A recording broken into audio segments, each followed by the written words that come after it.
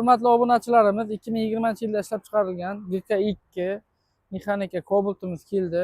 Salkam yangi desak ham bo'ladi, holati zo'r. Mana shu krilasida pitnosi bor ekan. Pitnosi bor, yumshoq balon gazlar qo'yib qo'yilgan. Juda chiroyli holatda. Probeglarni olib qo'yamiz mashinamizni.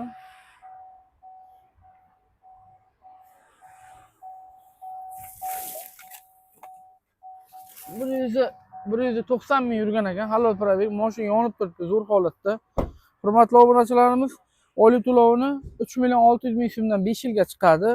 Boshlanish to'lovi 27 million so'm bo'ladi. Kimga qiziq bo'lsa, yuqoridagi nomerlarga aloqaga chiqasizlar. Bitta chiroyli qilib obzorini olib beramiz.